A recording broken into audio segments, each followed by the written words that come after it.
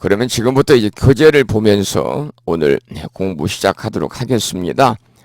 272쪽입니다. 우리가 지난 시간에는 이제 이 사리불에게 서가모니 부처님께서 그 수기를 내리신 내용, 화광열에 빛왔자, 빛날 왔자, 빛광자, 화광열에라 하리라, 이런 그 사리불 존자에게 수기를 내리신 그런 내용을 우리가 보았습니다.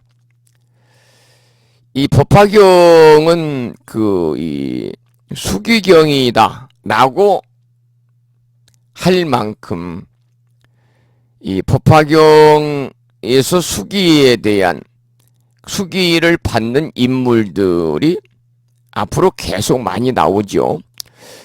여러분들에게 여러 번 말씀을 드렸습니다만 수기라는 것은 부처님께서 서가모니 부처님을 얘기하는 겁니다. 부처님은 서가모니 부처님께서 그 제자들에게 언제 어디서 어떤 이름의 부처가 되리라고 애연을 주는 겁니다. 그런데 그냥 언제 어디서 어떤 부처가 되진 않거든요.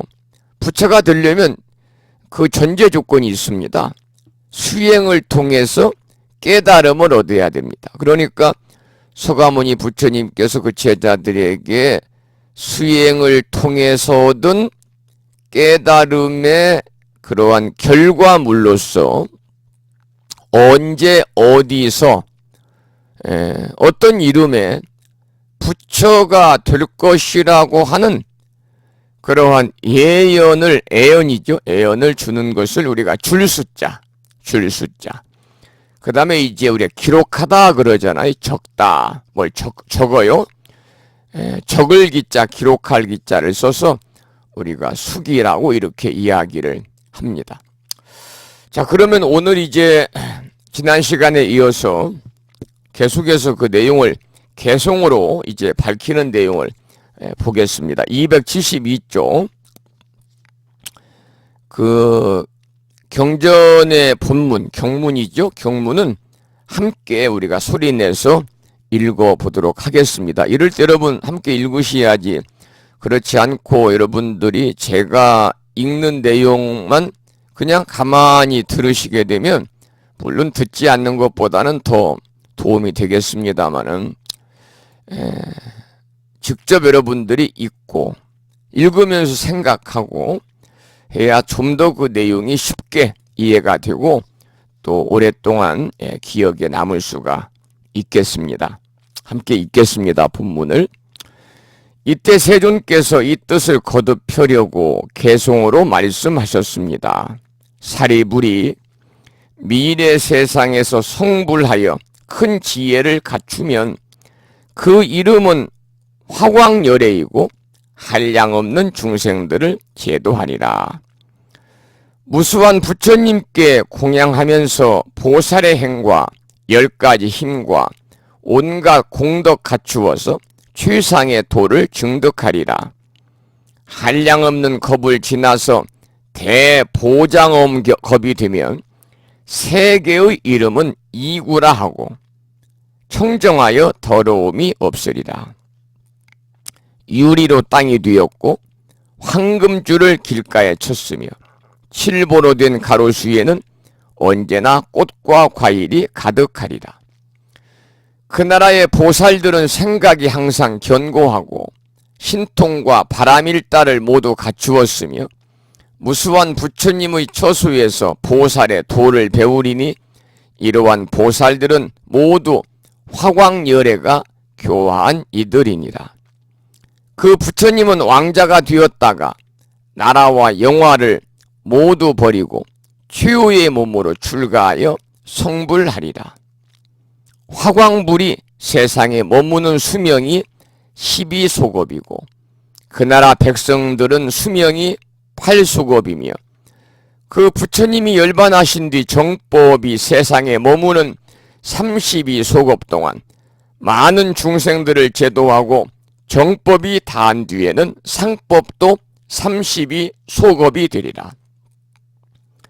사리를 널리 유포하여 천신과 인간의 공양을 받으리라.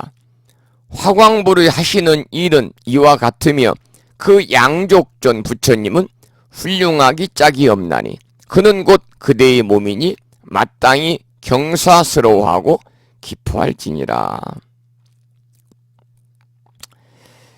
이 사리불에게 서가모니 부처님께서 이제 수기를 내리신 내용이거든요. 그 세계의 이름이 이구다. 떠날 이자, 떼구자입니다. 그러니까 이 때가 없으니까 청정하고 더러움이 없는 그런 아름다운 땅이겠죠. 유리로 땅이 되었다고 그러잖아요. 황금줄을 길가에 쳤다고 그러고 칠보로 든 가로수에 언제나 꽃과 과일이 가득하다니까요. 우리가 미루어 생각만 해도 어떤 땅인지 어떤 나라인지를 우리가 짐작할 수가 있을 것 같습니다. 이 방금 읽어드린 이 내용 중에서 이제 우리가 알아야 되는 그 이 낱말 소겁이라는 말이 나옵니다. 소겁이다. 화광불이 세상에 머무는 수명이 12소겁이다. 그 나라 백성들의 수명도 8소겁이다. 또 그 부처님이 열반하신 뒤 정법이 세상에 머무는 기간이 32소겁이다 그랬습니다. 소겁이라고 하는 말은 아주 오랜 세월을 말하는 겁니다. 아주 오랜 세월을 말하는데 얼마나 많은 오랜 세월이냐면 1소겁은 사람의 수명이, 인간의 수명이 소위 84,000살부터 100년마다 한 살씩이 줄어들어 가지고 10살이 되기까지의 기간. 또 다시 역으로 10살에서 100년마다 한 살씩이 늘어가지고 84,000살에 이르는 동안의 기간이니까 우리가 계산상으로는 가히 추측할 수 없는 그러한 오랜 세월을 우리가 말할 때 이제 소겁이다. 이렇게 이야기를 하고 있습니다. 소겁이다. 그리고 그 뒤에 보면은 이제 마지막 부분에 그 양족존 부처님은 훌륭하기 짝이 없나니 그랬거든요. 양족존 부처님이라는 말이 나와. 양족존 부처님이다. 우리가 이제 전에도 한번 제가 말씀을 드린 걸로 기억이 됩니다마는 양족조는 두 양자 발족자를 쓰잖아요. 높을 존자를 쓰는데 두 발을 가진 존재 중에서 가장 높은 사람, 두 발을 가진 존재 중에서 가장 높은 사람, 우리가 양족존이라고 그래요. 그러니까 이 두 발을 가진 존재 중에서 가장 높다는 것은 바로 서가모니 부처님을 이야기하는 것이고요. 또는 개와 정, 또 복과 지혜를 원만하게 갖추었다는 뜻으로 부처님을 높여서 이야기할 때도 양족존이다 그렇게 얘기하죠. 그래서 우리가 이제 삼귀의를 보면 거룩한 부처님께 귀의합니다. 거룩한 가르침에 귀의합니다. 거룩한 스님들께 귀의합니다. 요즘에는 이제 크고 작은 법회에서 부심사에서도 일요법회, 초하루법회, 보름법회 시작할 때 또 크고 작은 모든 행사에서도 삼귀의를 먼저 삼귀의례를 모시고 이렇게 시작을 합니다만 이제 현대적으로 풀어서 음악으로 노래를 삼귀의례를 이제 모시고 시작을 하는데 원래는 그 이 한문으로 된 그러한 전통 연불에서는 귀불 양족존, 귀법 이욕존, 귀승 중중존 그런단 말이죠. 그래서 우리가 이제 양족존이라고 하는 것은 이 불교의 핵심이라고 하는 것은 여러분 아시다시피 지혜와 자비입니다. 지혜와 자비가 양대 산맥을 이루는 종교가 불교예요. 그러니까 지혜와 자비가 두 바퀴가 되어가지고 큰 수레를 잘 굴러가게 하는 종교가 우리가 믿고 있는 한국 불교, 대승불교입니다. 그래서 불교에서는 부처님을 양족존이다. 소위 지혜와 자비를 구족하신 분이다. 그런 뜻입니다. 지혜와 자비를 구족하신 분이다. 그 다음에 거기에 보면은 이제 그 본문의 내용 중에서 보면은요, 심력이라는 말이 나와요. 심력. 우리가 전에도 37 조도품을 여러분 공부할 때 부처님 심력에 대해서 말씀을 드렸습니다. 부처님께서는 이 심력을 가지고 계신다. 이 말은 부처님께 10가지 힘을 갖고 계신다는 겁니다. 부처님께서는 10가지 힘이니까 심력이거든요.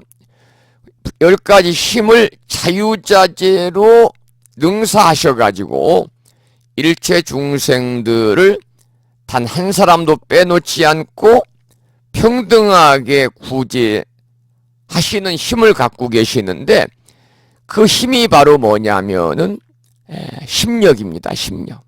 10가지 힘입니다. 예를 들면은 시처와 비처를 아는 지력이라든지, 또 이럴 때는 이렇게 하는 것이 적당하고 이러한 일은 부적당하다든가, 또 어떤 기준이나 정도 따위에 알맞지 아니하다라고 하는 그러한 모든 일들을 실수 없이 아는 힘을 말하죠. 그래서 이러한 시처, 비처를 아는 지력부터 시작을 해서 3세의 업보를 아는 그러한 지력이라든지, 여러 가지를 풀어서 아는 지력이라든지, 또 보통 사람들이 알 수 없는 타인의 마음을 움직이는 그러한 천안무예로 아시는 지력이라든지, 숙명과 무루 등을 아시는 지력이라든지, 이런 10가지의 힘을 갖고 계시는데 바로 부처님께서 그 중생들을 자유자재로 이렇게 능사하셔가지고 일체 중생을 단 사람도 빼놓지 않고 평등하게 구제하시려는 힘이 바로 심력입니다. 거기 나오는 그 본문의 내용 중에서 이러한 내용을 여러분이 아시면 좀 이해가 쉽겠죠. 그러면 거기 그 해설문을 한번 보겠습니다. 그 내용 중에 보면 이런 말이 나와요. 그 부처님은 왕자가 되었다가, 위에서 지금 5째 줄입니다. 그 부처님은 왕자가 되었다가 나라와 영화를 모두 버리고 최후의 몸으로 출가하여 성불하리라.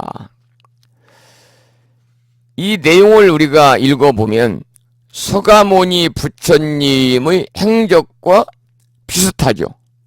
부처님도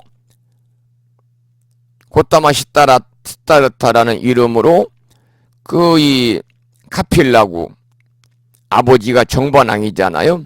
그래서 부처님이 바로 태자가 되었다가 그 가만히 그 나라에 계시면, 출가를 안 했으면은 아버지의 대를 이어서 국왕이 됐을 텐데, 그러한 나라와 또 미래의 국왕이라고 하는 보장된 그런 영화를 다 버리고 출가에 성불을 했단 말이죠. 그래서 이 내용은 서가모니 부처님 행적과 닮았다. 그래서 어떤 부처님의 생애를 그리더라도 서가모니 부처님의 생애를 모델로 삼고 있다. 부처님의 생애를 본받고 있다. 이렇게 이제 말씀을 드릴 수가 있겠어요. 서가모니 부처님과 같은 삶을 사는 화광열애가 바로 곧 그대의 몸이라고 하는 그러한 말을 이제 사리불이 들었을 때, 사리불이 얼마나 감동을 했겠습니까? 말로는 표현할 수 없는 대단한 감동을 받았겠죠. 그래서 부처님도 이제 마지막에 보면 마땅히 경사스러워하고 기뻐할지니라, 이렇게 이제 말씀을 하셨습니다. 그 내용에 보면은 이런 내용들이 나옵니다. 그 부처님이 열반하신 뒤 정법이 세상에 머무는 소급, 정법이 다한 뒤에 상법. 전에도 한번 제가 이제 정법과 상법과 그리고 말법에 관해서 말씀을 드린 것 같아요. 정법 시대, 상법 시대, 말법 시대. 이것을 우리가 속삼자, 떼시자, 볼관자를 써서 삼시관이다 그렇게 이야기를 합니다. 우리가 이제 정법 시대라고 하는 것은 서가모니 부처님이 인멸하신 후에 1000년을 정법 시대라고 합니다. 1000년. 1000년. 이 시대는 부처님께서 말씀하신 그 이 가르침을 충실하게 따르고 모두가 부처님 법안에서 열심히 수행 정진해 가지고 도를 증득하는 시기가 바로 이제 정법 시대인데요. 그 이 1000년의 정법 시대를 500년씩 나누지요. 전후로 나누어 가지고 그 1500년은 모두 근기가 높아 가지고 정법이 널리 선양이 되고 바른 법을 가르치고 바른 법을 배워가지고 깨달음을 증득하고 또 선법이 널리 퍼지는 시대가 1500년이고 후 500년도 선정을 닦는 사람들이 많고 역시 도를 증득하는 사람들이 많은 시대다. 그래서 이 부처님이 인멸하신 후에 1000년이 정법 시대입니다. 그 다음 1000년이 상법 시대입니다. 상법 시대인데 이때는 이제 역시 상법 시대도 1500년, 후 500년이 나눠지는데요. 1500년은 논리를 전개하기를 좋아하고 설법을 많이 들으면서 신행 위주로 하는 시대라서 도를 증득하는 깨달음을 얻는 사람들이 많이 나지 않는 시대를 말합니다. 그 상법 시대에서 후 500년은 이제 탑을 쌓는다든지 소위 불사지요. 사찰을 장엄한다든지 또 불상을 모신다든지 이러한 위형적인 신행 활동을 위주로 하는 시대라서 역시 도를 증득하는 사람들이 거의 나오지 않는 시대가 역시 후상법 시대 500년입니다. 그러면 말법 시대는 정법 1000년과 상법 1000년을 지난 후를 말합니다. 그런데 금년이 여러분 불심사뿐만이 아니라 모든 절에서 나온 달력들 다 집에다가 걸어놓고 있잖아요. 달력을 보면 뭐라고 써 있느냐? 무술년 불기 2562년 그래요. 그러니까 이 불기는 부처님이 인멸하신 후부터 불기 1년이니까 거기에서 부처 인멸하신 후 1000년 정법 시대를 빼고 또 정법 시대가 지난 후 1000년 상법 시대를 빼면 지금은 562년이잖아요. 그러니까 지금은 우리가 말법 시대다. 말법 시대는 부처님이 열반하신 후 2000년을 지난 후를 말합니다. 2000년이라는 것은 정법 1000년과 상법 1000년을 지난 후를 말하는데 이때는 참다운 부처님의 법이 소위 서서히 이렇게 몰락하는 시기, 또 교파 간이나 종교 간에 다툼이 일어나고 투쟁이 일어나고 또 모든 중생들의 근기가 떨어집니다. 그래서 이 사사로운 술법에 관심을 가지고 참다운 법을 가지지 않는 시대를 말법 시대라고 그러거든요. 그래서 이 경전의 말씀대로 하자면 지금 말법 시대인데 바른 법을 닦고 배우기보다는 기복을 좋아하고 기복, 사수를 좋아하고 또 사람들이 혼돈스러워서 무지와 사견으로 쓸데없는 이론을 앞세우고 영혼을 혼탁하게 하는 시대라고 봐야 되겠죠. 그렇지만 대체적으로 이제 흐름이 그렇다는 것이지 다 그런 건 아닙니다. 연꽃이 진흙탕에서 피듯이 말법 시대에도 바른 법이 없지는 않고 바른 법이 있죠. 또 말법 시대에도 여러분과 같이 이렇게 법화경 공부를 통해서 사람이 부처라고 하는 그러한 올바른 가치관을 통한 바른 수행을 하는 불자들이 또 있어요. 또 선정을 닦고 여러분처럼 경전을 배우는 중생들도 없지 않거든요. 바로 이렇게 이제 우리 불교에서는요, 이 삼시관이라고 그래서 정법 시대, 상법 시대, 말법 시대로 이렇게 나누고 있습니다. 자, 그러면은 이제 몇 쪽을 보냐면 274쪽을 보시겠는데요. 거기 해설문을 한번 보겠습니다. 부처님께서 깨달은 일을 인류사에 있어 최대의 사건이라고 합니다. 부처님께서 이제 깨달으신 일을 인류사에 있어서 최고의 사건이다. 그렇게 말을 해요. 이 부처님이 태어나심을 우리가 뭐라고 그럽니까? 일대사 인연이라고 그래요. 일대사 인연.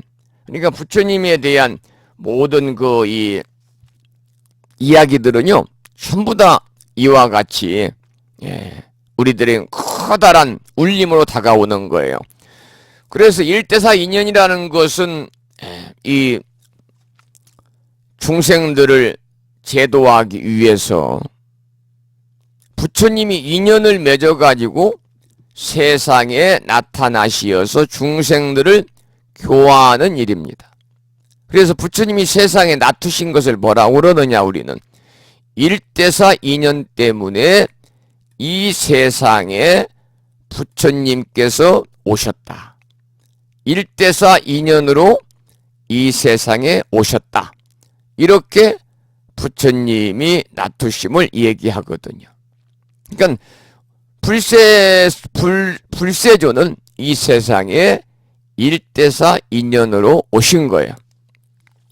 그러면 부처님이 태어나셔가지고 수행을 통해서 부처님께서 이제 성도하신 일, 소위 깨달으신 일은 인류사에 있어서 최대의 사건이다. 왜 그렇게 큰 역사상 사건이라고 했느냐면 서가모니 부처님께서 성불함으로 인해서 이 대목을 잘 여러분 들으셔야 됩니다.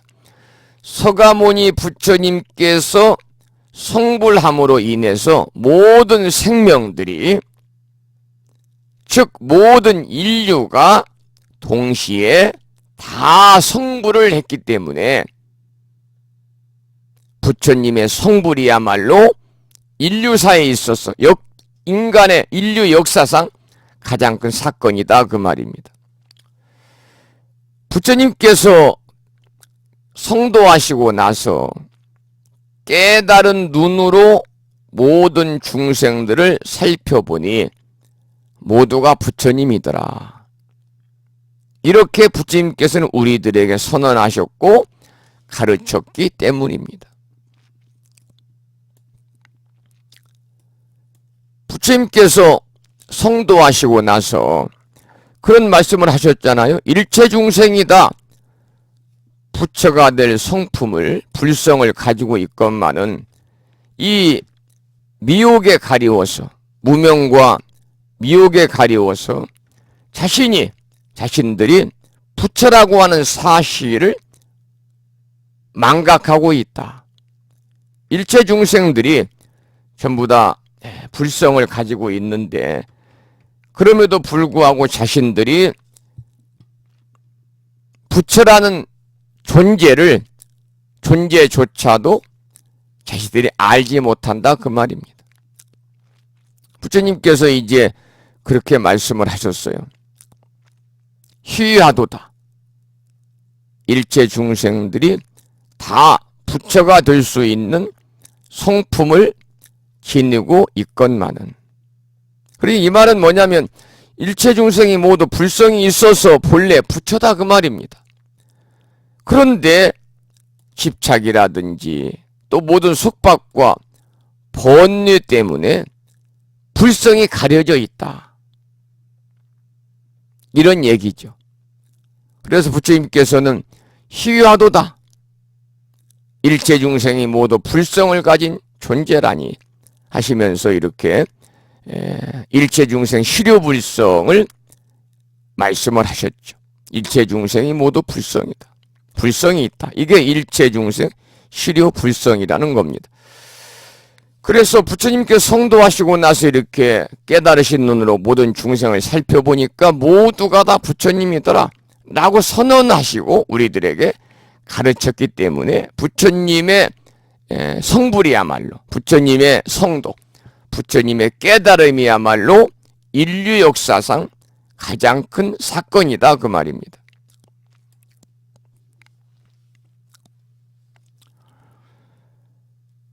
그래서 보통 사람들을 모두 불격, 부처님의 격으로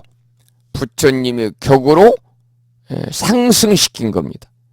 부처님 격으로 모든 사람들을 부처님께서 깨달음을 통해서 모든 중생들을 부처님의 격으로 상승을 시켰다. 그래서 기나긴 인류 역사에서 수많은 사건이 있었지만은 모든 사람을 한순간에 부처님으로 승격시킨 이 일이야말로 참으로 큰 사건이기 때문에 그래서 이 본문의 마지막에는 뭐라고 그랬느냐. 그는 곧 그대의 몸이니 마땅히 경사스러워하고 기뻐할지니라. 경사스러워하고 기뻐해야 된다. 이렇게 부처님 말씀을 하신 거죠. 그 다음에 275쪽을 보겠습니다. 이제 사부대중들이 이렇게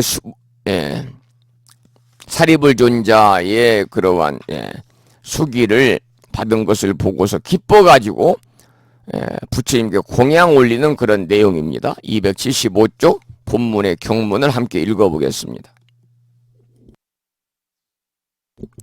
그때의 사부대중인 비구, 비구니, 우바세, 우바이, 천신용, 야차, 건달바, 아수라, 가루라, 긴나라, 마우라가 들은 사리불이 부처님 앞에서 최상의 깨달음에 대한 수기를 받는 것을 보고 마음이 크게 기뻐서 한량없이 즐거워하였습니다. 그리고는 제각기 몸에 입었던 웃옷을 벗어서 부처님께 공양하였습니다. 재석천왕과 범천왕들도 무수한 천자들과 함께 아름다운 하늘의 옷과 하늘의 만다라 꽃과 마만다라 꽃들을 부처님께 공양하였습니다.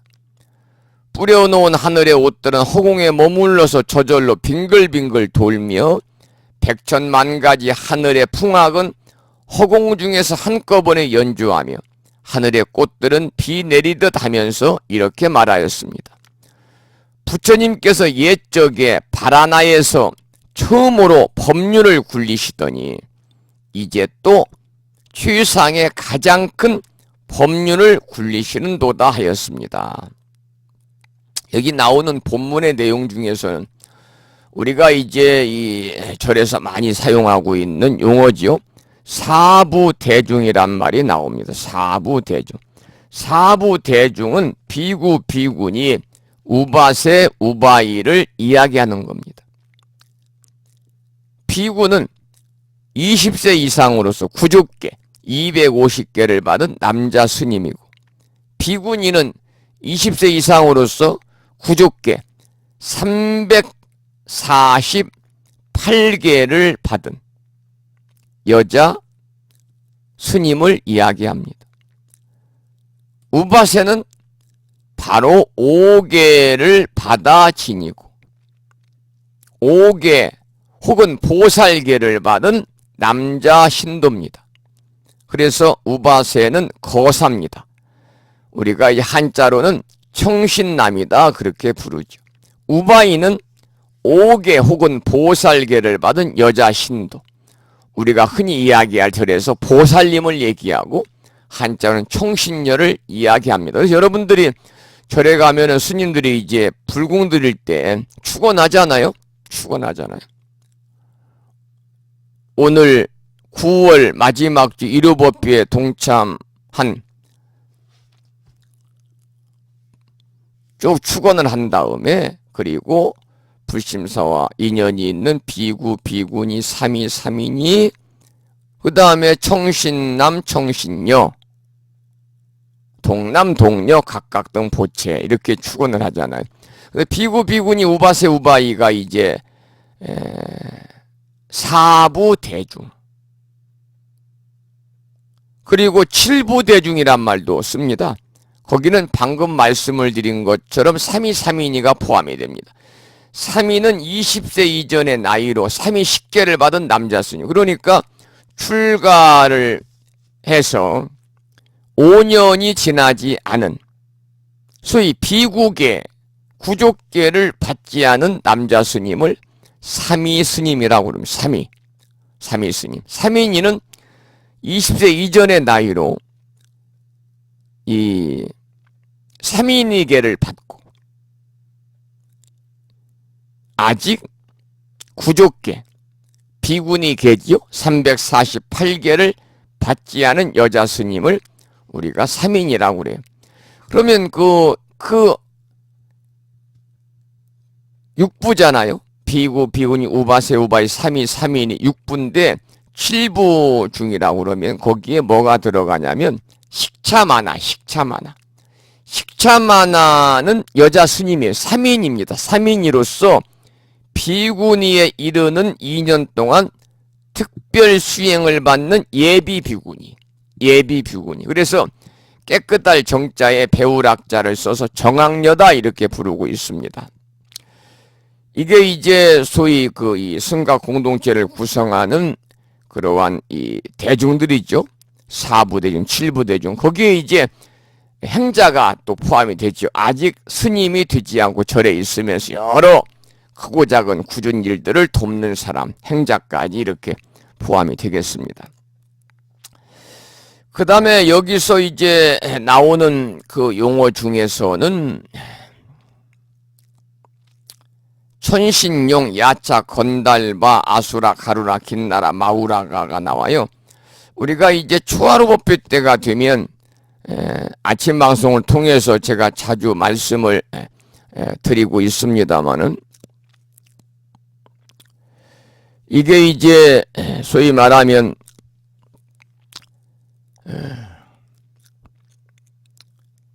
아수라, 건달바, 아수라, 또 건달바, 아수라, 또 긴나라, 마우라가 뭐 이렇게 나오잖아요.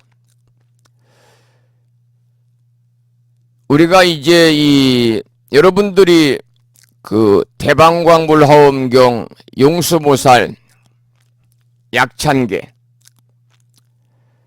그 소위 줄여서 우리가 화엄경 약찬계다 이렇게 이야기를 합니다만 그 화엄경 약찬계를 우리가 이제 공부할 때도 거기에 나오죠. 여러 신들이 막 등장을 하잖아요. 철룡, 야차, 건달바, 아수라, 가루라, 긴나라, 마우라가 이 지금 제가 이제 쭉 읽었습니다만은 바로 이제 8부류의 신중들입니다. 그래서 팔부신중이다. 팔부신중이다. 또는 철룡 팔부다. 그래서 철룡, 야차, 건달바, 아수라, 가루라, 긴나라, 마우라가 이거든요. 그래서 팔부신중, 철룡 팔부 이렇게 얘기합니다만은 다 이렇게 불법을 수호하는 수호신. 소위 불법을 수호하는 8종류, 8부류의 수호신들이 여기에 지금 이름이 등장을 했습니다. 그래서 이 원래는 이제 가상 동물들입니다. 그래서 인도에 힘 있는 신들이었다고 그러는데요. 이 불교 공부를 해보면 서가모니 부처님의 교화로 인해서 불교의 신이 되었다 이렇게 전해져 오고 있죠. 철룡, 야차, 건달바, 아수라, 가루라, 긴나라, 마우라입니다. 그 중에 천은 이제 천계에 사는 여러 신들을 얘기합니다. 우리가 이제 보통 욕계, 색계, 무색계, 3계, 27천으로 구분을 하고 있습니다만 최고의 하늘은 어디라고 생각하세요? 최고의 하늘천은 도리천이에요. 그 도리천의 주인이 바로 재석천입니다. 도리천의 주인이 바로 여기에 나오는 재석천왕이에요. 그리고 이제 용은 물속에 살아요. 그래서 천룡할 때 그 바람과 비를 다스리는 수호신이에요. 우리가 알고 있는 그 용이 바로 이 용이에요. 그래서 특히 동아시아 신화라든지 전설에 등장하는 실제 존재하는 동물은 아니죠. 상상의 그런 동물이죠. 상상의 동물. 그래서 중국에서는 영수라고 그래서 매우 귀하게 이렇게 여기고, 용이 모습을 드러내면 세상이 크게 바뀔 징조다 이렇게 까지 생각을 했다고 그러니까, 야차는 뭐냐면 인도 신화 베다에 나오는 신인데 초자연적인 힘을 갖고 있다. 그래서 원래는 사람을 잡아먹는 귀신이었는데 불교의 귀이어 가지고 이 북방의 다문천왕의 부하가 돼서 불법을 수호하고 제보를 지키는 그러한 신으로 이제 이렇게 이야기를 하죠. 건달바는 천상의 물소마를 지키는 신이라고 합니다. 건달바. 그래서 건달바는 식향이다. 그래서 이제 향을 먹는다. 향만 먹기 때문에 식향이다. 인도 전통 음악에서는 실력이 좋은 가수를 이렇게 뜻하는 이야기도 되고요. 그리고 이제 이 아수라는 뭐냐면 인도 신화에서 인간과 신의 혼혈인 반신. 그래서 인드라와 같은 신에게 대적하는 나쁜 신으로 이렇게 등장을 하고, 가루라는 인도 신화에 등장하는 성스러운 새로 만든, 새로 인간의 몸에 독수리의 머리라든지 인간의 몸에 그런 새의 풀이, 날개, 다리, 발톱 등 가지고 있어가지고 금시조다 이렇게 부르기도 하죠. 긴나라는 인도의 가무의 신.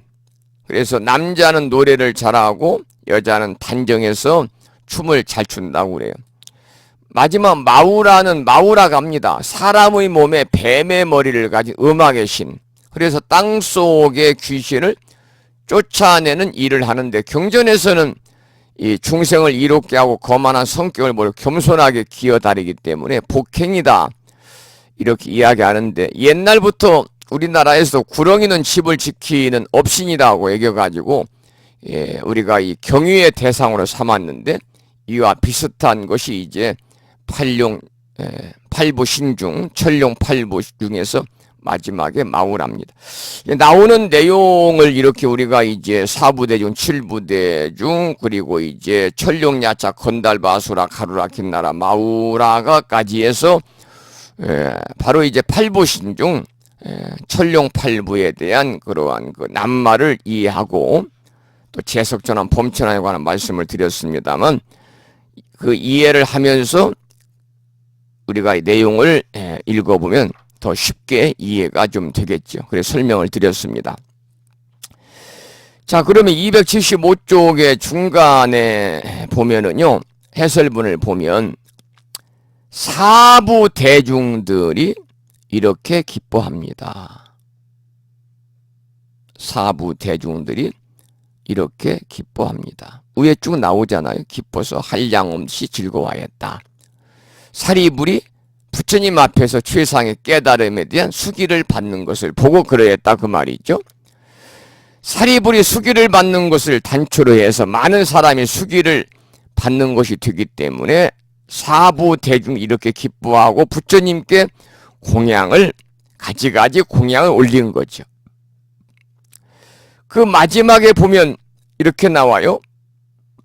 부처님께서 옛적에 바라나에서 처음으로 법륜을 굴리시더니 이제 또 최상의 가장 큰 법륜을 굴리시는도다.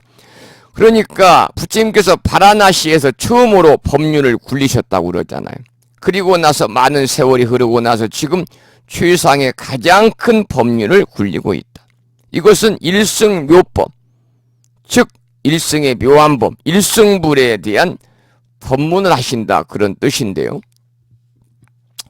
거기에 보면 이런 말이 나오잖아요. 스님들이 공양할 때 위오는 염불이 있습니다. 항상 부처님의 생애를 기억하고 본받겠다는 마음에서 불생갑이라 성도 마갈타 설법 바라나 인멸굿이라. 함께 따라서 읽어보겠습니다. 275쪽 밑에서 네 번째 줄입니다. 불생갑이라 성도 마갈타 설법 바라나 인멸굿이라. 이 말은 부처님이 가비라에서 나셔서 마갈타에서 도를 이루시고 바라나에서 설법을 하시다 구시라에서 돌아가셨네. 부처님의 생애를 네 가지를 의학에서 이으면서 부처님을 생각하는 내용인데요.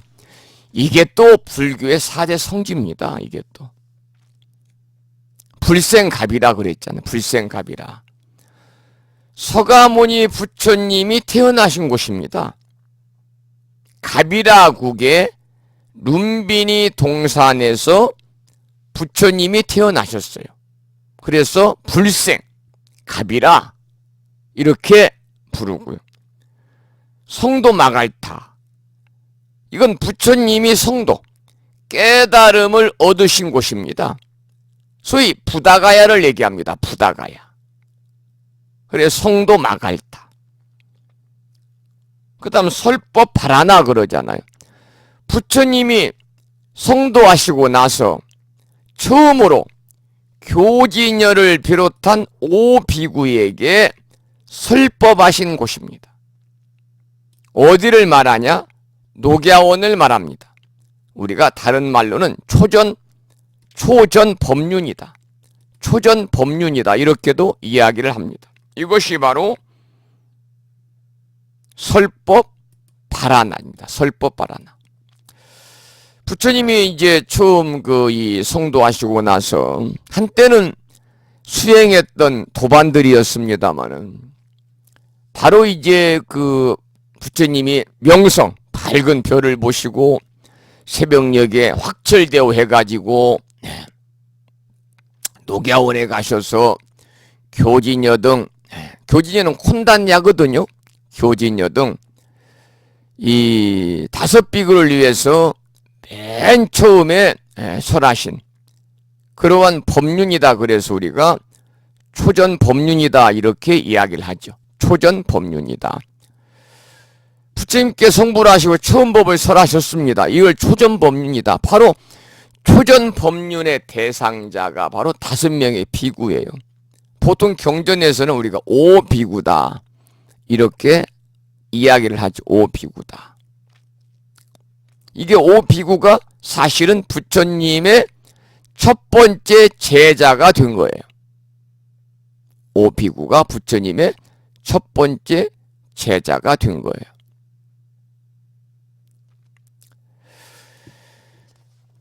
자, 그래서 이제 다시 한번 이 부처님 생애를 네 가지를 요약해서 이렇게 나눠서 하는 연불 다시 한번 정리를 해드리면요. 그 다음에 하나가 있죠. 네 번째는 인멸굿이라라. 인멸굿이라. 부처님이 열반에 드신 곳입니다.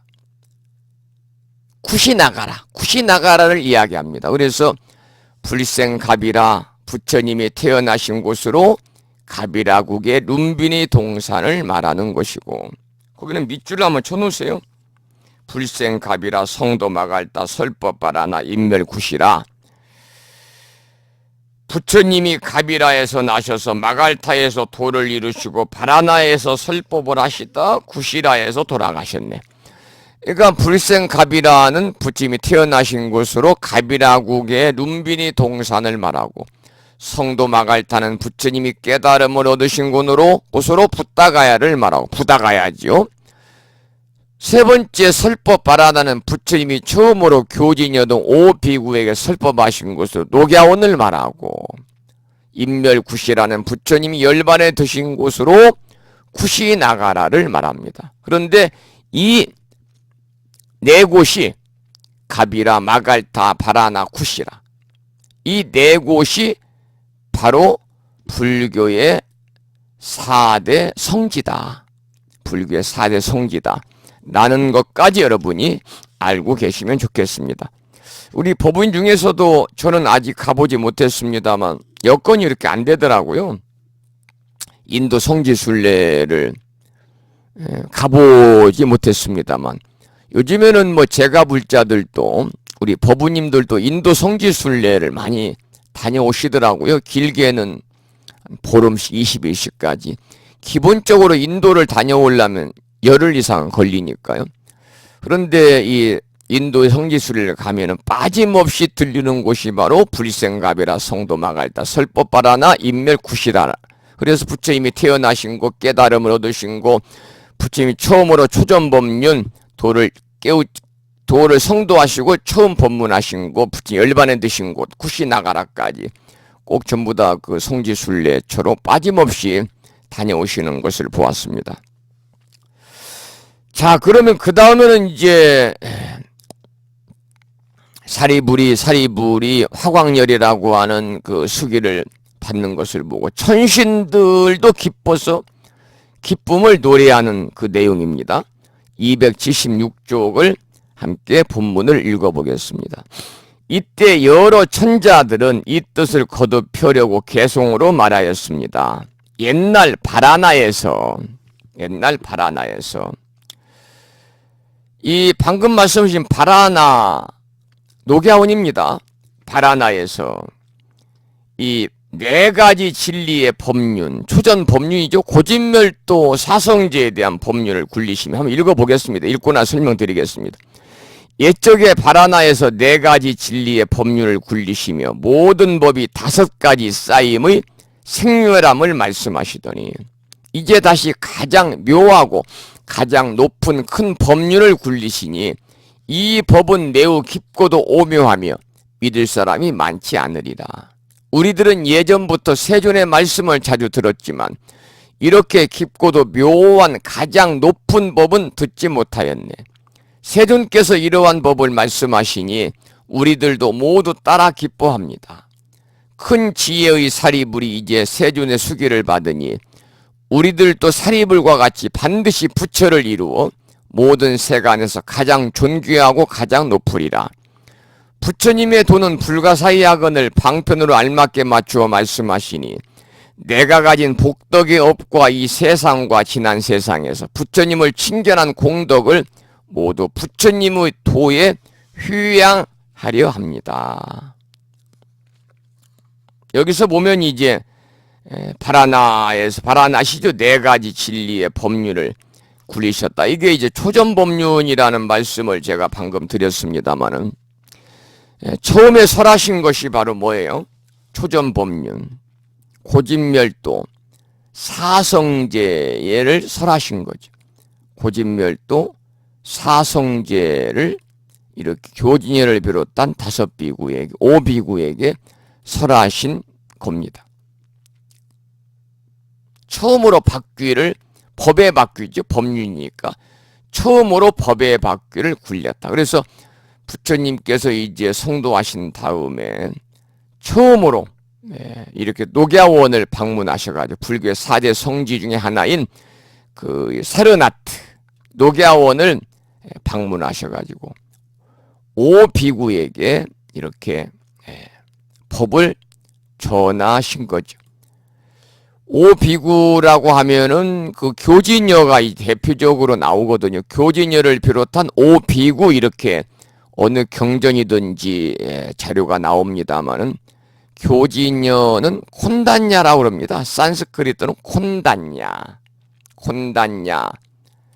5비구니까요. 콘단냐, 아사지, 마나마, 바띠야, 바파. 이 5비구를 가리키는 건데 이 5비구는 모두 서가모니 부처님께서 성도하기 전에 함께 수행을 했어요. 그리고 성도 후에는 초전법륜을 듣고 최초로 서가모니 부처님 귀의를 해서 부처님의 최초의 제자가 됩니다. 그래서 이 생로병사의 고통과 그 원인, 또 생로병사를 벗어난 평화와 거기에 이르는 법, 이게 이제 고집멸도잖아요. 이 사성제와 그 수행 방법으로서 8가지 성스러운 길, 8정도를 설하셨고, 이어서 무아, 그리고 12연기를 설하셨어요. 이것이 바로 뭐냐면은 초전법륜이에요. 초전법륜. 생로병사의 고통과 고지요. 그 고통의 원인, 집이지요. 이를 벗어난 평화, 멸입니다. 고통이 벗어나면 평화가 오니까. 그에 이르는 법, 도지요, 길. 그래서 이 사성제, 고집멸도, 사성제와 그 수행 방법으로서 8가지 성스러운 길, 뭡니까? 8정도를 설하셨어요. 그리고 이어서 무아와 12연기를 설하셨는데 이것이 바로 뭐냐면은 초전법륜이다 그 말입니다. 자, 그러면 277쪽에 보겠습니다. 부처님께서 바라나시에서 굴리신 4가지 진리는 초전법륜이라고 그랬잖아요. 초전법륜. 처음으로 법의 바퀴를 굴렸다 그 말입니다. 처음으로. 이게 초전법륜이에요. 부처님의 최초의 설법. 부처님께서 바라나에서 굴리신 4가지 진리는 고집멸도의 사성제를 말합니다. 우리가 이제 불교 기초교리를 공부할 때 빠지지 않고 우리들이 공부하는 학습하는 내용이 바로 뭐냐면 고집멸도 사성제입니다. 고집멸도 사성제. 여러분들 많이 들으셨겠습니다. 우리가 이제 첫 글자를 써 사제다 이렇게도 말하거든요. 고는 생로병사의 괴로움입니다. 생로병사의 괴로움. 집은 고의 원인이 되는, 그러니까 괴로움의 원인이 되는 번뇌의 모임입니다. 번뇌. 그래서 모을집자입니다. 이게 번뇌의 모음. 모을집자를 써요. 멸은 번뇌를 없앤 경계. 그러니까 번뇌를 없앤 경계는 즉 무슨 경계가 되냐면 깨달음의 경계입니다. 이게 멸이고요. 도는 뭐냐? 그 깨달음의 경계에 도달한 수행. 이게 이제 구체적으로는 8정도라고 그러잖아요. 8정도. 그래서 이게 이제 고집멸도 사성제 진리입니다. 그래서 진리이기 때문에 제자를 쓰는 거죠. 서가모니 부처님께서 이제 깨닫고 나서 처음으로 설하신 그러한 이 법문인데요. 그래서 굉장히 중요한 것이고, 또 우리도 이제 불자로서의 이 신행 생활하면서 삶을 살아가면서 이 4가지 성스러운 진리를 우리가 알게 되면 우리가 첫째 괴로움이 없는 삶을 살 수 있는 거예요. 이 사제의 진리, 고집멸도 사성제의 진리가 바로 뭐냐? 불교의 인생관이에요. 첫째는 인생의 괴로움이에요. 괴롭다, 인생이. 인생 고해라고 그러잖아요. 괴로움의 바다다. 인생은 괴롭다. 인생은 괴로움이다. 그러면 그 괴로움은 어디서 오는 것이냐? 이게 둘째죠. 이게 이제 집이에요. 셋째는 괴로움을 제거하는 방법이죠. 멸입니다. 넷째는 괴로움을 벗어나고 해탈에 이르는 이 4가지 진리가 사성제입니다. 그러면 첫 번째 진리가 고성제입니다. 우리가 인간이 살아가는 세상에는요, 어떻습니까? 여러분, 피하고 싶어도 때로는 피할 수 없는 고통이 따르게 됩니다. 그래서 불교에서는 인간의 근본 고뇌라고 그래서 인간의 근본적인 고뇌를 뭐라고 그럽니까? 넉사자 4개의 괴로움 사고와 8개의 괴로움 팔고로 보고 있잖아요. 4개의 괴로움 넉사자 괴로울고 사고는 뭐냐? 생고, 노고, 병고, 사고입니다. 이 사고는 마지막에 사고는 죽을 사자죠. 인간이 살아가자면 모두가 다 고뇌덩어리더라. 이게 생고입니다. 노고는 뭐냐? 늙음에 대한 슬픔의 고통이에요. 병고는 병들면 심신의 불편과 고독함을 느끼는 고통이에요. 사고, 죽을 사자죠. 죽음에 대한 두려움과 허망함의 고통이 바로 인간이 세상을 살아가면서 피할 수 없는 4가지의 괴로움이에요. 여기에다 팔고 그러면 구부득고라고 그래서 처음에 이제 애별리고부터 들어가죠. 애별리고. 사랑하는 사람과 이별하는 고통. 원증이고 미워하는 사람과 만나는 괴로움, 고통. 구부득고. 구하는 것을 이루지 못할 때 오는 고통. 오음송고. 육체로 인해서 따르게 되는 고통이 오음송고입니다. 그러면 이 뒤에도 나옵니다만 이 오음이라는 것은 5가지 쌓임, 쌓을 온자거든요. 그래서 색수상 행식을 얘기합니다. 사람을 육신과 정신작용으로 나누어서 표현한 것이죠. 이게 바로 오온이죠. 사람을 육신과 정신작용으로 나누어서 이렇게 표현한 것이 바로 오온입니다. 오온.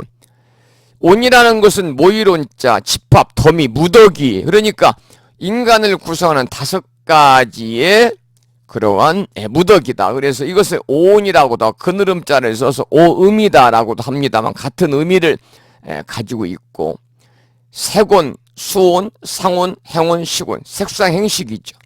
색온이라는 것은 몸이라는 무더기, 몸의 감각 무더기입니다. 수온은 뭐냐? 괴로움이라든지 즐거움이라든지 느끼는 느낌의 무더기죠. 받을 숫자 느낌의 무더기. 괴롭다, 즐겁다, 행복하다, 고독하다 등등. 이 상호는 뭐냐? 생각상자거든요. 생각은 관념이잖아요. 생각이나 관념의 무더기. 행호는 행위행자인데 의지, 충동, 의욕의 무더기. 식호는 식별하고 판단하는 인식의 무더기. 이것을 이제 오온이다 이렇게 얘기를 해요. 오온이다.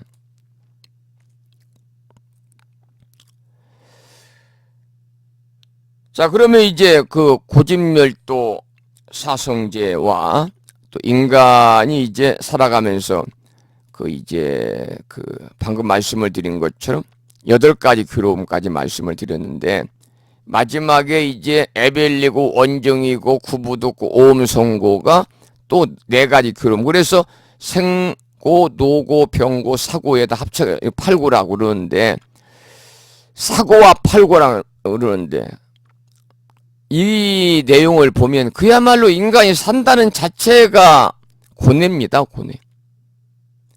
삶 그대로가 고통이기 때문에 고성제다. 이렇게 말해요. 첫 번째가 고성제입니다. 그래서 이제 이 뒤에도 바로 이제 나옵니다만 삼계화택의 비유가 나오거든요. 그래서 부처님은 삼계는 편치 않아서 마치 불타는 집과도 같다. 그러니까 고뇌가 가득 차 있으니까 두려워할 만하죠. 우리가 살고 있는 세계는 마치 활활 타고 있는 불난집과 같다는 이 부처님의 이 체험이야말로 인간 고뇌에 대한 귀중한 경고라고 아니할 수가 없습니다. 이게 이제 첫 번째 고성제에 관한 말씀이고, 두 번째 진리는 집성제입니다. 모을집자라고 그랬잖아요. 그러면 이 괴로움과 이 고통은 왜 생기고 어디서 오는 것이냐? 이것이 바로 뭐냐면 소위 불교의 번뇌론입니다. 번뇌론. 괴로움과 고통이 그냥 오는 것이 아닙니다. 반드시 어떤 원인이 있기 때문에 오는 거예요. 그 원인이란 바로 뭐냐? 인간의 번뇌 때문입니다. 번뇌 때문. 우리가 이제 안입이 설시는 육근을 통해서 탐욕을 일으키고 분노를 일으키고 어리석은 우치한 생각을 일으켜가지고 그 삼독심에서 탐진지 삼독심에서 번뇌망상이 생기잖아요.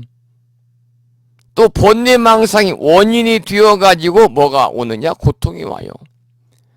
그러면 그 번뇌망상이 원인이 되어서 오는 고통이 막 쌓이게 되기 때문에 이것을 모을집자를 써서 사성제 중에 두 번째 집성제라고 그래요. 집성제다. 세 번째는 멸성제, 멸할 멸자입니다. 멸이라는 것은 뭐냐? 권위의 세타라는 깨달음과 열반의 세계입니다. 권위의 세타라는 깨달음과 열반의 세계. 왜 열반을 멸제라고 하느냐? 열반은 깨달음이잖아요. 왜 깨달음 열반을 우리가 멸제라고 하느냐 그러면 열반을 범어로 뭐라고 그럽니까? 니르바나라고 그러잖아요. 니르바나는 불어서 끄다 그런 뜻이라고 말씀을 여러 번 드렸죠. 그러면 무엇을 불어서 끄고 무엇을 멸하느냐? 여러분 무엇을 불어서 끈다고 생각하세요? 괴로움을 불어서 끄는 거예요. 그리고 무엇을 멸하겠어요? 고뇌를 멸하는 거예요. 그래서 일반적으로 알기를 육체를 불어서 끄고 몸을 멸하는 것, 인간의 나고 죽음과 무상을 초월하는 것을 여기고 있지요. 열반이나 성불이라 함은 인간 괴로움의 근본으로 되어 있는 인간 괴로움의 근본이 뭡니까? 무명과 탐욕과 진해와 우치입니다. 그래서 무명과 탐욕과 진해, 우치가 멸하고 일체의 번뇌가 다 멸한 세계를 열반이라고 그러는데 이것을 우리가 고집멸도 사성제 중에서 멸성제라고 하는 거예요. 그러면 네 번째 진리가 있죠. 도성제죠. 이 도성제는 뭐냐면 길도자입니다. 열반의 세계로 가는 길. 소위 멸제에 이르는 방법이죠. 그런데 부처님께서는 이 열반의 세계로 가는 방법에 있어서 8가지 바른 길이 있다 그랬습니다. 그 8가지 바른 길이 8정도입니다. 8발자, 바를 정자, 길정도, 길도자. 8가지 바른 길이 있다.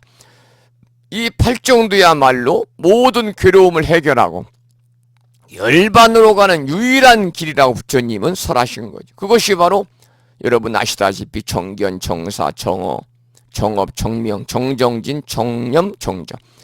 정견은 올바른 견해, 정사는 올바른 생각, 사유, 정어는 올바른 말, 정업은 올바른 직업, 정명, 올바른 삶, 정정진, 올바른 노력, 정념, 올바른 신념, 생각, 정정, 마음의 안정과 정신의 집중. 그래서 이 8정도는 곧 멋진 인생을 만드는 수행인 동시에 큰 깨달음으로 가는 길이에요. 그러면 이 8가지 바른 길을 어떻게 수행해야 되느냐? 부처님께서는 2가지 치우친 길을 피하라 그랬어요. 어떤 2가지 치우친 길을 피하라고 그랬냐면 고행과 쾌락. 고행과 쾌락. 이 둘 중에 어느 하나라도 치우치거나 어느 하나에도 빠지지 않는 소위 중도의 길을 가라. 이 중도의 길이 열반에 이르는 올바른 수행이라고 부처님 말씀을 하고 계세요. 그런데 특히 8가지 8정도 중에서 가장 중요한 첫 번째 정견입니다. 바르게 봐라. 뭘 바르게 보느냐? 고집멸도 사제의 도리를 바르게 보라는 거죠. 바르게 보고 분명히 인식하라. 그러니까 인연의 진리를 우리가 참으로 알면 그야말로 살면서 평안해집니다. 인연을 우리가 바로 인식하고 살아가는 노력이 필요하죠. 그래서 정정진이 필요한 겁니다. 이 8가지 이제 바른 길은 열반에 이르는 중요한 길이지요. 8점도. 그 중에서 방금 말한 정경과 정정진이 중요하다. 그래서 사성제와 이념법의 진리를 올바로 인식하고 깨달음의 멸제에 이르도록 우리가 부단히 노력하고 정진할 때 고뇌를 멸하고 열반의 도에 들게 될 수 있다. 그런 말씀을 드립니다. 이 고진멸도 4가지 진리 사성제가 중요하기 때문에 좀 부연해서 설명을 드렸고, 자, 277조 부처님께서 바라나에서 굴리신 4가지 진리, 방금 설명드렸죠. 고진멸도 사성제를 말합니다. 인생은 고인데 고의 원인은 무엇이며 그 원인을 소멸하는 방법은 또 어떠한 건지를 이야기하는 것입니다. 방금 제가 설명을 드렸어요. 그리고 5가지 쌓임은 오음이라고 그랬죠. 오음. 색수상 행식의 오음을 말합니다. 사람을 육신과 정신작용으로 나누어 표현한 것입니다. 색은 육신이고 수상행식은 정신작용입니다. 또한 가장 묘하고 가장 높은 큰 법률은 제법실상에 관한 이야기이며 일대사 인연이며 다시 말하면 일불성에 대한 인연입니다. 그리고 이 법은 매우 깊고도 오묘하며 믿을 사람이 많지 않으리라라고 부처님께서 본문에서 말씀을 하셨는데, 부처님 앞에서 손 한번 번쩍 드는 것으로도 성불한다고 했으니까요. 누가 믿겠습니까? 이 달마 스님은 직지인심 견성성불이다. 이 말은 여러분 많이 들으셨죠? 사람의 마음을 가리켜가지고 바로 성불하게 하는 것이다 그랬어요. 이 직지인심 견성성불을 우리가 간략하게 말하면 뭐냐? 사람이 부처라는 얘기입니다. 사람이 부처다. 특히 이제 우리가 선종에서는요, 선불기에서는 직지인심 견성성불이 많이 화두처럼 많이 나오고 있습니다. 그래서 이건 결국 사람이 부처라는 뜻인데, 이 선중에서 깨달음을 설명하는 겁니다. 교학의 학문에 의지하지 말고 좌선에 의해서 그러니까 이 말은 가르침에 기대지 말고 좌선에 의해서 사람의 마음을 직관함으로 인해서 부처의 깨달음의 도에 이른다는 말이거든요. 우리가 이제 교학에 의지하지 말라는 것은 말 그대로 부처님 가르침에 의지하지 말고 좌선에 의해서 사람의 마음, 직지인심, 사람의 마음을 직관함으로 인해서 견성성불, 부처의 깨달음에 도달한다 그래요. 도달한다. 여기서 이 직지를 따가지고 이 유명한 직지사라는 절도 생겼잖아요. 직지사다. 직지인심, 견성성불. 바로 이제 직지인심은 뭐냐? 방금 말씀을 드린 것처럼 곧바로 사람이 부처다. 바로 이제 그 말이에요. 일체의 심조, 즉 일체 세상 만사를 다 마음먹기 나릅니다. 다 누가 만들었느냐? 일체 세상만 사람이 좀 만들었죠. 그러니 사람이 가장 위대하다 그 말이죠. 그래서 천신들이 우리들도 사리불과 같이 반드시 부처를 이루어라고 본문에 얘기를 했는데, 천신은 어때요? 사람보다 격이 낮잖아요. 그런 천신들도 사리불처럼 부처가 될 것이라면서 차츰차츰 우리들의 마음을 부풀리고 근기를 성수시켜 갑니다. 그래서 결국은 너도 부처다. 조금도 모자랄 것도 없고 부족함이 없는 바로 그대로 부처다라는 단계까지 이끌어 가는 것입니다. 부처님의 도는 불가사의 학언을 방편으로 알맞게 맞추어 말씀하시니, 지금 278쪽 중간 보고 있어요. 부처님의 도는 불가사의 학언을 방편으로 알맞게 맞추어 말씀하시니 내가 가진 복덕의 업과 이 세상과 지난 세상에서 부처님을 친견한 공덕을 모두 부처님의 도에 휴양하려고 합니다. 이게 천신들이 개성으로 올린 서원입니다. 천신들이 올린 서원이에요, 서원. 내가 가진 복덕이업과 이 세상과 지난 세상에서 부처님을 친견한 공덕을 모두 부처님의 도에 휴양하려고 합니다. 자신의 의지가 생생하게 살아있을 때 능력껏 보살행을 하는 것. 재력이든 권력이든 건강이든 어떤 것이든 사람들의 이익과 행복을 위해서 다 퍼주고 가는 것이 제일 잘 사는 길이다 그 말입니다. 이게 바로 누군가에게 보탬이 되고 가는 길이죠. 우리들도 바로 이런 휴양을 해야 됩니다. 우리들도 바로 이러한 휴양을 해야 됩니다. 여러분들 요즘에는 50대 치매도 있고 60대 치매도 있다고 그래요. 치매가 꼭 80이 넘어서만 오는 게 아니라 젊어서도 치매가 오는 경향이 갈수록 늘어나고 있다. 우리가 알츠하이머라는 이야기를 하잖아요. 알츠하이머라고. 그리고 요즘에는 치매 간병인 보험이라는 것도 많이 나왔습니다. 우리가 치매라는 것을 흔히 얘기하는 알츠하이머가 이제 대부분이고, 어떤 질병이나 이 뇌 손상에 의해서 야기되는 인지 기능의 어떤 점진적인 상실을 이야기하는 건데,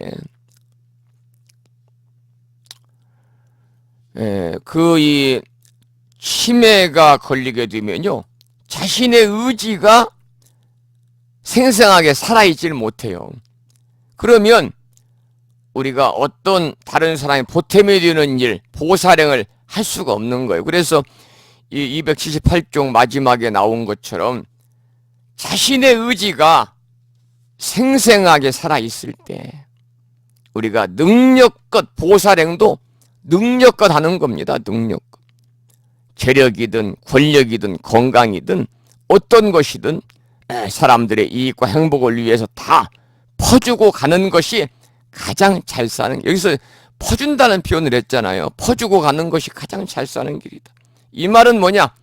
누군가에게 커다란 보탬이 되고 간다면 그것처럼 더 훌륭한 공덕, 그것처럼 더 아름다운 휴양이 어디 있겠느냐. 결국은 우리도 이런 휴양을 해야 된다 하는 이야기입니다. 휴양.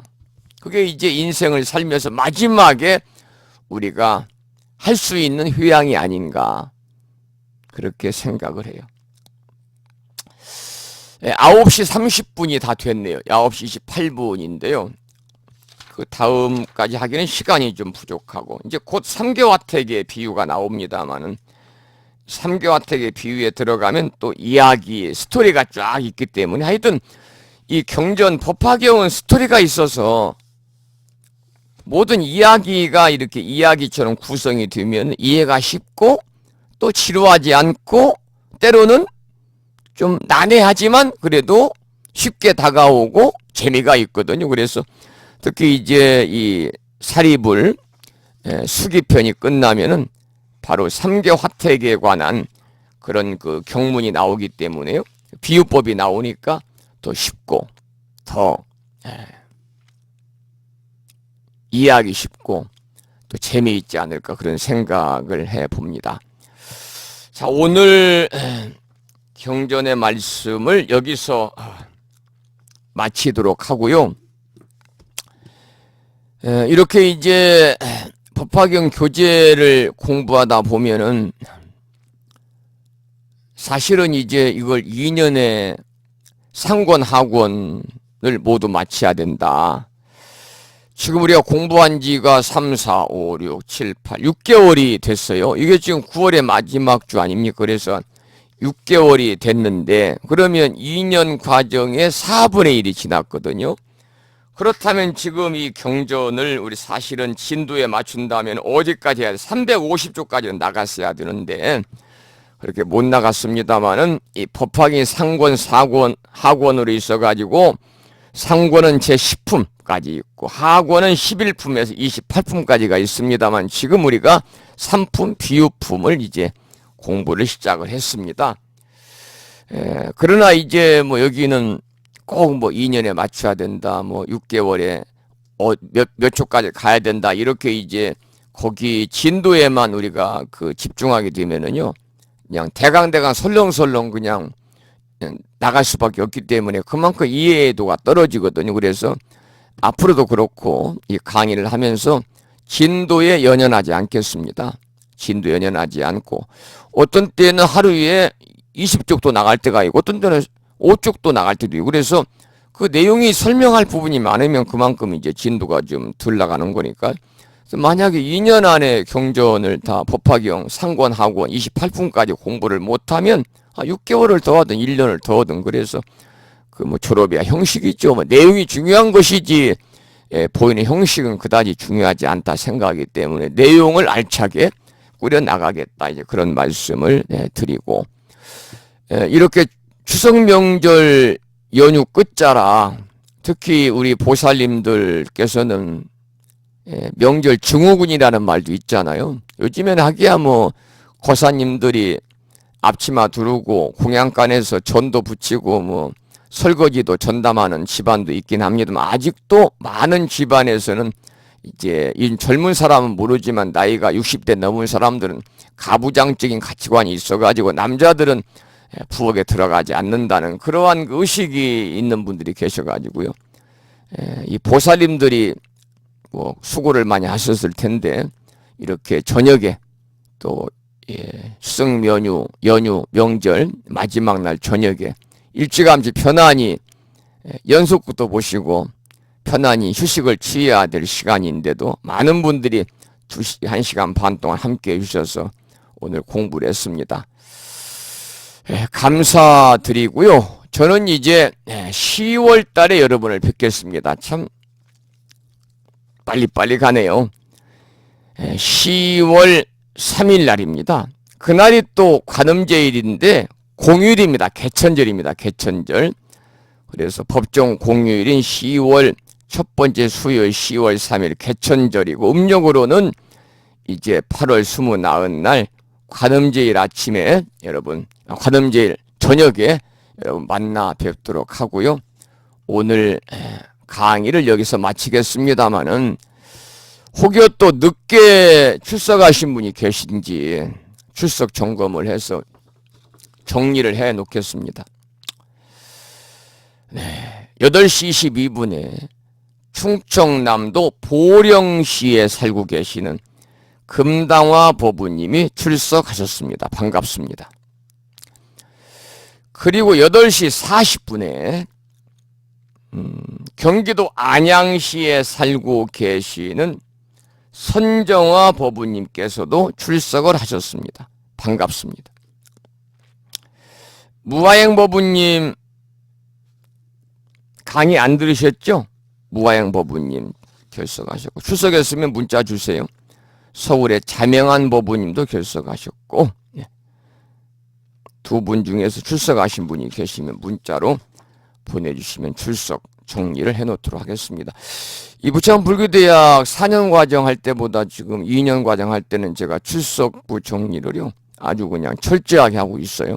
그런데 그래서 그런지 많은 분들이 결석을 않고 출석하고 계십니다. 그래서 얼마나 반갑고 고마운 일인지 모르겠어요.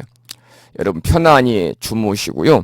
마지막에 제가 휴양에 관한 말씀을 드렸잖아요.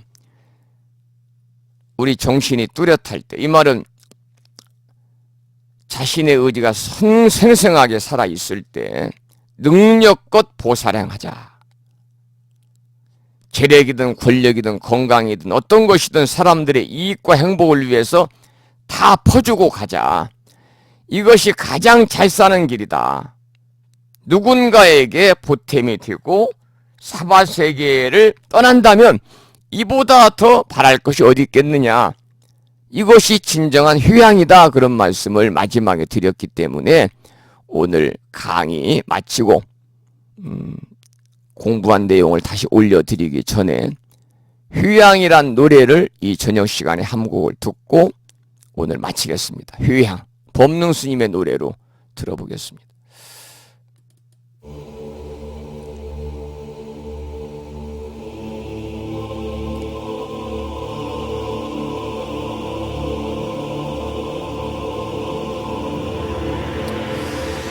이 휴양이란 노래가 끝나면 오늘 강의한 내용을 다시 올려놓겠습니다. 늦게 출석하신 분들 다시 계속해서 들으시기 바라고요. 저는 여기서 오늘 강의 마치겠습니다. 여러분 편안하게 주무시고요. 새벽 예기에는 춥습니다. 따뜻하게 주무셔서 저처럼 감기 걸리지 않도록 조심하시기 바랍니다. 지금까지 무창보 불교대학에서 불심사에서 진어 성종이었습니다. 부부 여러분 오랜 시간 동안 수고하셨고요. 고맙습니다. 안녕히 주무십시오. 감사합니다.